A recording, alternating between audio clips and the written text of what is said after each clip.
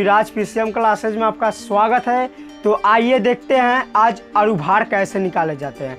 अणुभार के A to Z point पूरा आज बता देते हैं इस वीडियो में। तो देखिए अणुभार क्या होता है। आप लोग जब क्लास 12 में जाएंगे तो जो सवाल उसमें होते हैं वो अणुभार पर ही सवाल होते हैं। तो जैसे पूछ देगा H2SO4 का अणुभार कितना होता है, C2H5OH एल्कोहल का अणुभार कितना होता है। तो आइए दोस्तों यही सब हम बताते हैं। देखिए अणुभार निकालने से पहले हमारा सबसे पहले क्या जानना पड़ेगा। सबसे पहले हमको जानना पड़ेगा कि देखिए ये जो हमारा है ये एक हमारा तत्व है। क्या है? एक तत्व है जिसका नाम है सोडियम। ये 11 नंबर पर होता है जिसका नाम है सोडियम। ये देखिए जो नीचे वाली संख्या है, ये जो नीचे वाली संख्या इसको हम कहते हैं परमाणु क्रमांक। परमाणु क्रमांक और इसका अणुभार कितना होता है तो होता है इसको कहते हैं परमाणु भार।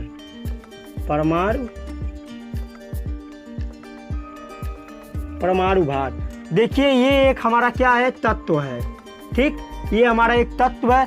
तत्व की जो नीचे वाली संख्या होगी उसको बोलेंगे परमाणु क्रमांक। ठीक, और जो इसके ऊपर वाली संख्या होती है उसको बोलते हैं परमाणु भार। तो सबसे पहले इसमें हमको जानने के लिए क्या करना पड़ेगा। तो देखिए ये आप जान गए। अब देखिए इसके बाद हमें इसमें कुछ पॉइंट होते हैं। देखिए इसमें फर्स्ट पॉइंट क्या होता है। पहला पॉइंट देखिए सबसे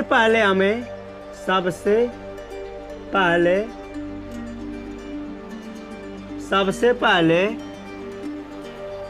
परमाणु क्रमांक जाने। परमाणु क्रमांक याद रखें। देखिए पहला पॉइंट इसमें क्या है कि सबसे पहले परमाणु क्रमांक याद रखें। दूसरा पॉइंट क्या है, तथा परमाणु क्रमांक का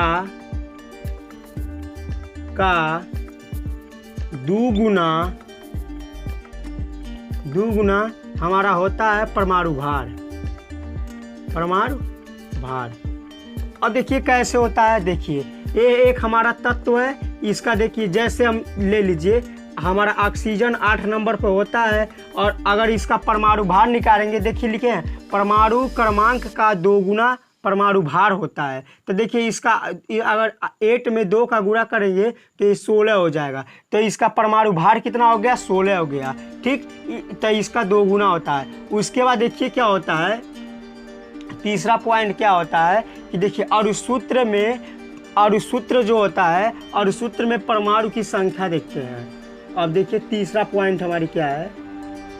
तीसरा पॉइंट है हमारा कि जो अणुसूत्र जो हमारे होते हैं, अणुसूत्र में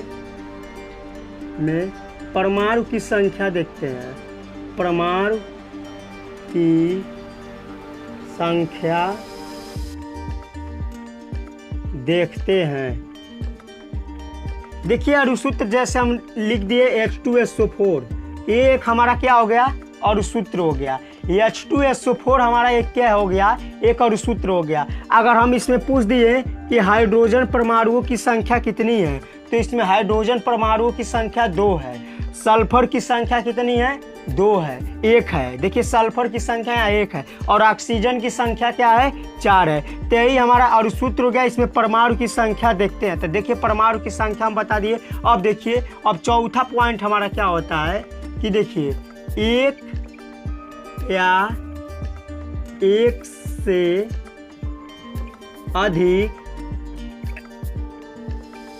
अधिक तत्व होने पर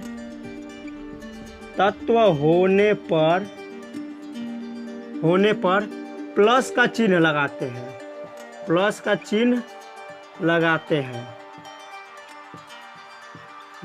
हैं। अब इसके बाद देखिए जो हमारा पांचवा पॉइंट होता है, देखिए अब प्लस का चिन्ह लगाते हैं। अब देखिए परमाणुओं की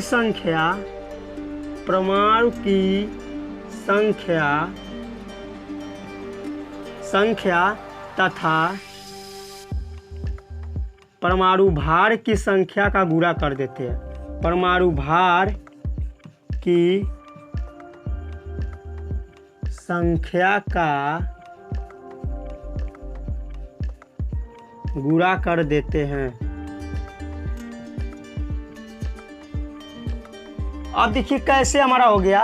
तो देखिए परमाणु की संख्या, जैसे हम मान लेते हैं H2O है, ठीक, ये हमारा परमाणु अणुसूत्र हो गया। अब इसमें पूछेंगे H2O में कि हाइड्रोजन परमाणु की संख्या कितनी है, तो 2 है।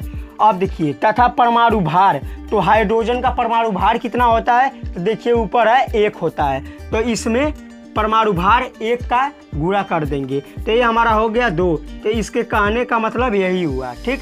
अब देखिए ये हम पॉइंट दोबारा बता देते हैं। सबसे पहले परमाणु क्रमांक याद रखेंगे कि देखिए इसका परमाणु क्रमांक, जैसे हाइड्रोजन का हो गया उसका परमाणु क्रमांक 1 होता है, सोडियम का हो गया उसका परमाणु क्रमांक 11 होता है, तो हम बताए हैं। अब देखिए दूसरे पॉइंट में तथा परमाणु क्रमांक का 2 गुना परमाणु भार होता है। जो परमाणु क्रमांक होते हैं अगर उसके परमाणु क्रमांक में हम 2 का गुणा कर देंगे तो वह परमाणु भार हो जाएगा, ठीक है। अब देखिए तीसरा पॉइंट क्या है, और उस सूत्र में परमाणु की संख्या देखते हैं। जो हमारा सूत्र होता है, जो हमारा केमिस्ट्री का फार्मूला होता है, उसमें हम परमाणुओं की संख्या देखते हैं। जैसे C2H5OH ये एल्कोहल होता है, तो हम पूछ दिए C2H5OH में हाइड्रोजन H परमाणु की संख्या कितनी है, तो 5 होती है। तो ये तीसरा पॉइंट। अब देखिए चौथा, एक या एक से अधिक तत्व होने पर, जैसे हमारा H2O हो गया, तो ये देखिए H2 और O ये 2 तत्व हो गए, तो दोनों तत्वों के बीच में जब हम अणुभार निकालेंगे तो उनके बीच में हम प्लस का चिन्ह लगा देंगे। अब देखिए पांचवा पॉइंट क्या है, जो परमाणु की संख्या तथा परमाणु भार की संख्या का गुणा कर देते हैं। देखिए परमाणु की संख्या, जैसे हमारा हाइड्रोजन हो गया 2 परमाणु है, ये हो गया। और देखिए परमाणु भार की, अब हाइड्रोजन का परमाणु भार कितना होता है, 1 होता है, तो उसमें 1 का गुणा कर देंगे, तो ये हमारा हो गया। अब देखिए इसको हम क्लीन करते हैं, उसके बाद हम कुछ परमाणुओं का अणुभार निकालते हैं, अणुसूत्रों का। तो देखिए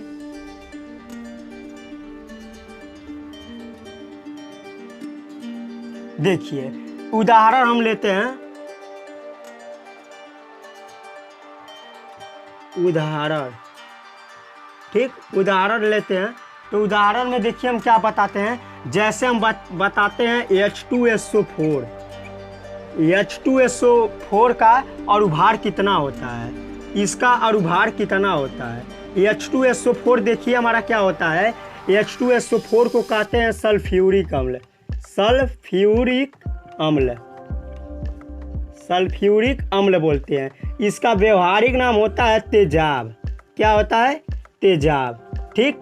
दोस्तों मैं सूत्र के साथ साथ उसका नाम और रासायनिक नाम तथा व्यवहारिक नाम दोनों बताते चलूंगा। अब देखिए हमारा हाइड्रोजन, पहला क्या है, हाइड्रोजन है, तो हाइड्रोजन हमारा कितना नंबर पे होता है, 1 नंबर पे होता है। इसका परमाणु भार कितना होता है, तो परमाणु भार देखिए हाइड्रोजन की संख्या कितनी है, तो 2 है, तो 2 लिख दीजिए, ठीक। अब देखिए हाइड्रोजन का परमाणु भार कितना होता है, 1 होता है, तो यहाँ 1 लिख दीजिए। अब हम बताए हैं कि एक या एक से अधिक परमाणु होने पर प्लस का चिन्ह लगाते हैं। तो देखिए एक परमाणु होगा, अब दूसरा परमाणु आता है तो यहाँ प्लस लगा देते हैं, ठीक। अब देखिए सल्फर, हमारा जो H से सल्फर होता है वह कितना नंबर पे होता है, तो 16 नंबर पे होता है। तो 16 नंबर पे होता है, तो इसका परमाणु भार कितना होता है, 32 होता है, तो हम 32 लिख लेंगे, ठीक। अब देखिए अब हमारा ऑक्सीजन कितना नंबर पे होता है, 8 नंबर पे होता है, तो 8 नंबर पे होता है, तो इसका परमाणु भार कितना होता है, 16 होता है, तो 16 गुणे 4। अब हम इसको देखिए क्या करेंगे, देखिए 2 एक कम 2, ये 32 हो गया, ये 16 चौको 64 हो गया, ठीक। अब देखिए इसको हम जोड़ लेंगे, जो जोड़ने के बाद जो संख्या आएगी वही हमारा H2SO4 की अणुभार निकल जाएगी। अब देखिए जो हमारा 64 या 32 हमारा कितना होता है, 96 होता है, और 96 2 98 होता है। तो ये हमारा हो गया H2SO4 का, हमारा क्या हो गया, H2SO4 का अणुभार हो गया। अब देखिए दूसरा हम क्या इसमें बताते हैं, दूसरा बताते हैं HCl। क्या होता है HCl, देखिए HCl हमारा क्या होता है, हाइड्रोक्लोरिक अम्ल होता है, हाइड्रोक्लोरिक अम्ल होता है, हाइड्रोक्लोरिक का अणुभार निकालेंगे तो देखिए हाइड्रोजन का 1 होता है, ठीक। अब देखिए हाइड्रोजन की परमाणु की संख्या 1 है, तो 1 हो जाएगी। और इसका अणुभार परमाणु भार कितना होता है? 1 होता है। अब प्लस का चिन्ह लगा देंगे। देखिए क्लोरीन हमारा कितना नंबर पे होता है? तो क्लोरीन 17 नंबर पे होता है। इसका अणुभार कितना होता है? 35.5। अब इसको जोड़ लेंगे तो 1 1 कम 1 हो जाएगा, 35 1 36 हो जाएगा और ये 0.5 हो जाएगा। तो ये हो गया हमारा HCl। HCl का हमारा क्या हो गया? अणुभार हो गया। अब हम निकालते हैं। देखिए अगला हम क्या निकालते हैं? अगला निकालते हैं शुगर। शुगर को हिंदी में बोलते हैं चीनी और रसायन भाषा में सुक्रोज बोलते हैं। ठीक है, देखिए चीनी क्या होती है? चीनी का सूत्र होता है C12H22O11।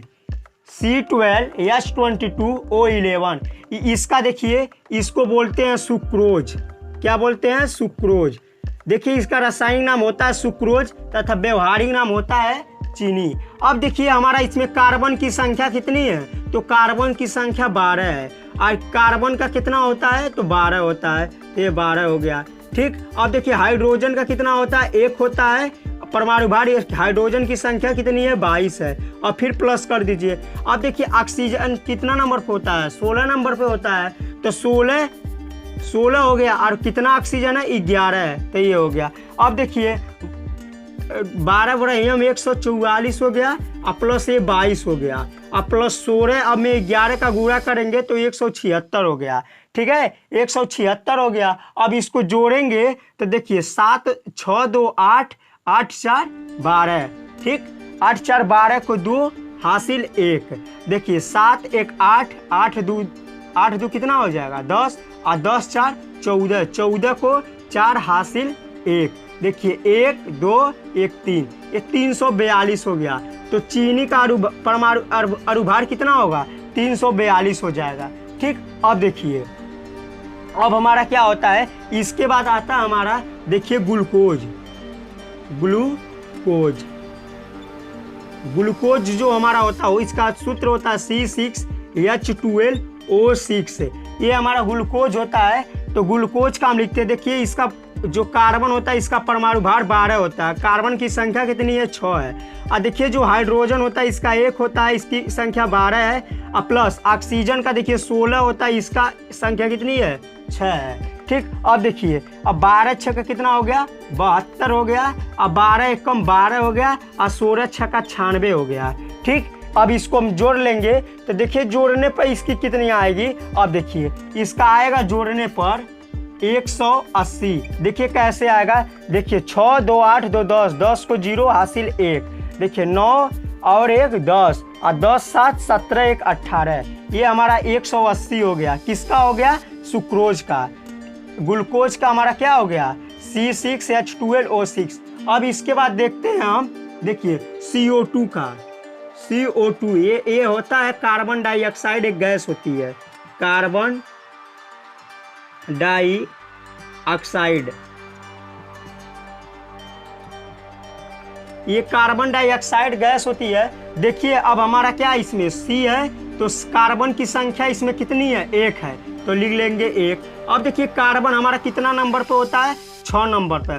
तो देखिए इसमें क्या करेंगे? परमाणु क्रमांक का गुणा नहीं करेंगे, हम परमाणु क्रमांक के 2 गुने के यानी परमाणु भार का गुणा करेंगे। तो परमाणु भार हमारा देखिए कितना है? 12 है। तो 12 लिख लेंगे। अब देखिए प्लस। अब ऑक्सीजन देखिए कितना होता है? 8 नंबर पे होता है, इसका परमाणु भार 16 होता है और कितनी संख्या है? 2 है। तो इसको अब देखिए क्या करेंगे? देखिए 12 कम 12 और 16 दूना 32। तो देखिए 2 2 4 हो गया और ये 3 1 4 44 हो गया। तो जो CO2 होता है इसका हो जाएगा 44। अब देखिए हम H2O का बता देते हैं। तो H2O जो होता है हमारा जल होता है, जल का सूत्र होता है। H2O का देखेंगे तो हमारा H का होता है 1 और इसकी संख्या कितनी है? 2 और ऑक्सीजन का होता है 16। तो 16 और 2 कितना हो गया? 18 हो गया। तो ये हमारा जल का अणु भार हो गया। तो अब देखिए दोस्तों, तो ये हमारे हो गए कुछ अणु भार। दोस्तों वीडियो देखने के बाद कमेंट अवश्य करें, लाइक वीडियो को अवश्य करें। जय हिंद दोस्तों।